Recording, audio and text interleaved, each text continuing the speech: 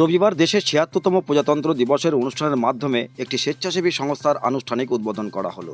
এদিন বিকেলে মুর্শিদাবাদ জেলার ভরতপুর বাস স্টপেজ সংলগ্ন এলাকায় ভরতপুর ইউনাইটেড ফাউন্ডেশন নামের ওই সংস্থার কর্ণধার রওশন শেখ ও তার মাতা বেলি বিবির যৌথ পতাকা উত্তোলনের মধ্য দিয়ে ওই সংস্থার উদ্বোধন করেন। উদ্বোধনী সঙ্গীত পরিবেশন করেন বিশিষ্ট শিল্পী পার্থ মুখার্জি, তবলায় সহযোগিতা করেন তাপস সরকার। পরে সংস্থার প্রসঙ্গে বিস্তারিত ব্যাখ্যা দেন সংস্থার কর্ণধার। এদিন অনুষ্ঠানে ওই এলাকার 12 জন বিশিষ্ট গুণীজনকে সম্বর্ধনাও দেওয়া হয়। এর মধ্যে উল্লেখযোগ্য লালন পুরস্কারপ্রাপ্ত প্রবীণ আলকাপ শিল্পী আব্দুল হাসিব। এই অনুষ্ঠানের বিশেষ আকর্ষণ ছিল বাউল ও লোকগীতি গানের অনুষ্ঠান। এ বিষয়ে ভরতপুর ইউনাইটেড ফাউন্ডেশনের কর্ণধার রওশন শেখ ওরফে বাবু ও তার স্ত্রী রঙ্গিলা খাতুন কি বললেন শুনুন বিজ্ঞাপনের পর।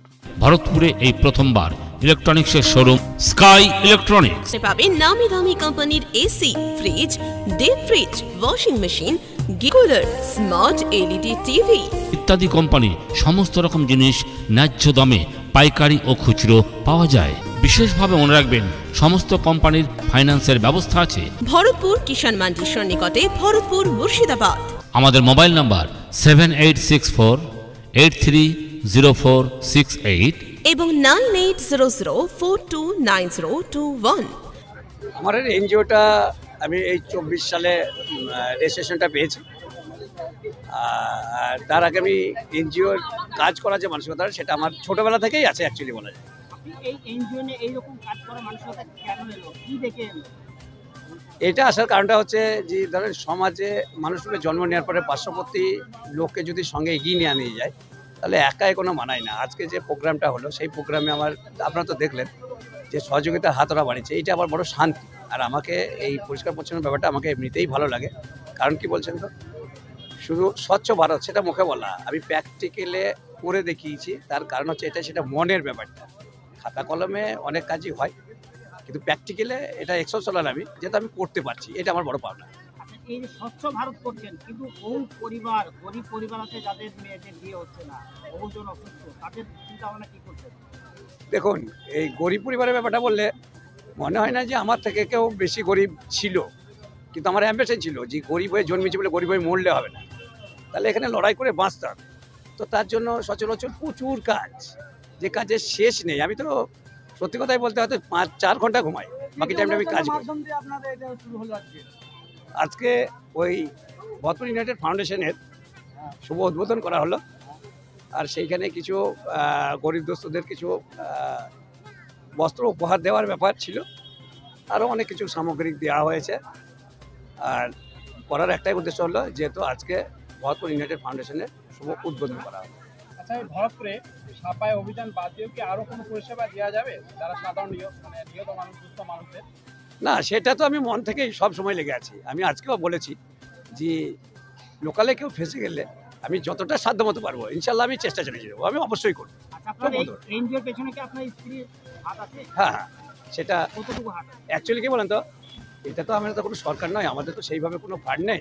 আমাদের বিজনেস চলে, সেই বিজনেসে কিছু লাভ্যাংশের টাকা আমরা এখানে আমি খরচ করি। যদিও মাঝে মিশিলে হয়তো লোড হয় যে আমাকে খ্যাপা বলা হয় যে কেন খরচ করছে, এটা একবারে খ্যাপা, এত কিসে।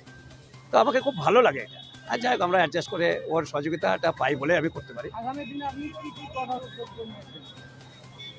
মানে ভরতপুরে লেগে অ্যাকচুয়ালি আমি মনপ্রাণে চেষ্টা চালিয়ে যাব যে যেটা স্বচ্ছ ভারত বলে সেটা ভরতপুর স্বচ্ছ করার মানসিকতাটা আমার আছে, আমি সেটা চেষ্টা চালিয়ে। দেখুন, ফুল প্রচুর ফুটে, সব ফুট দেবতার পায়ে যায় না, এটা আল্লাহর খেয়ে আমাকে হয়তো করাচ্ছে। এনজিও মতলব তো আর স্বচ্ছ ভারত না। না, এনজিওর মতো স্বচ্ছ ভারতের ব্যাপারটা আপনাদের আবার ভুল করছে যে প্রশ্নগুলো করা হয়। কারণ সহযোগিতার হারটা যদি আপনারা না বলেন, আপনারা যদি পিছিয়ে বলেন, উত্তর দেওয়া ঠাপ হয়ে যাবে। এটা গল্পই নেই, মানে কেউ কেটে বেরোতে পারবে না। প্রত্যেক ক্রিয়ার প্রতিক্রিয়া আছে। কারণ প্রশ্নের উত্তর দেওয়ার সময় সবাই বেরোবার জায়গা খোঁজে। দেখেন, কোনো লয়ার যখন খাড়া হয়, যে মার্ডার করে তার পক্ষে উকিল থাকে আর বিপক্ষে উকিল থাকে, তো দুটো তো উকিল, দুটো লেখাপড়া করেছে। এই যে আমাদের সিস্টেম, এটার মধ্যে যদি এইভাবে প্রশ্ন করা যায়, উত্তর দেখো। আমার নাম রওশন শেখ। কারণটা হচ্ছে আমাদের ধরেন এনজিওর একটা সার্টিফিকেট পেয়েছি, এবার তারপরে এই অনুষ্ঠানটা শুরু করেছি আমরা। এটা আমার আমার হাজবেন্ডের অনেক দিনের স্বপ্ন যে এটা অনেক দূর নিয়ে যাবো। এই সাফসাফাই কর্মীটা অনেক দিন থেকে আমার হাজবেন্ড চালাইছে। আর এর সাথে যদি কেউ মানে আর 2-4টে যদি থাকে তাহলে আর ভরতপুরে নোংরা কিছু থাকবে না। এর বহুদিনের আশা। আর আমাদের এই মানে এইটা কি ব্যবসাটা এর থেকেই আমরা লাভাংশ থেকেই আমরা শুরু করি এটা। আচ্ছা, আপনি এই ভরতপুর করবেন না গোটা ভরতপুর ব্লকটা করবেন আগামী দিনে? আমাদের তো ইচ্ছা আছে, এবার আমরা ধরেন কিছু যতটা সামর্থ্য আমাদের অনুযায়ী আমরা চেষ্টা চালিয়ে যাব, তবে ইচ্ছা থাকবে আরো আগামী দিনে আগানো। আপনার এনজিওতে এতগুলো সদস্য কিভাবে জোগাড় করেছে? এনজিওতে আমাদের ধরেন একটা তো এই ব্যবসা আছে, সেই ব্যবসার ক্ষেত্রে আমরা এনজিওটা আবার শুরু করেছি। ব্যবসাটা দীর্ঘদিন আমাদের আজকে 5 সাল থেকে শুরু, আপনার এখন আপনার আপাতত 25 সাল চলছে। আপনার আর কি আশা আছে? আশা আছে আপনার এই ব্যবসাটা, আমাদের ব্যবসাটা নিয়ে যাব আগিয়ে, আর তার সঙ্গে আপনার এনজিওটা নিয়ে যাব। এই যে আপনার দুস্থ পরিবারকে কিছু দেবে, কি দেবে? মানে দুস্থ পরিবারকে দিবে বললে আপনার হাজবেন্ড? সেটা হাজবেন্ড তো জানে, আমি তো পরিচিত সবটা জানি। আমার নাম রঙ্গিলা খাতুন। আপনার পছন্দের মোবাইল হ্যান্ডসেট ক্রয় করতে আসুন এক্সক্লুসিভ শোরুম রনি টেলিকম।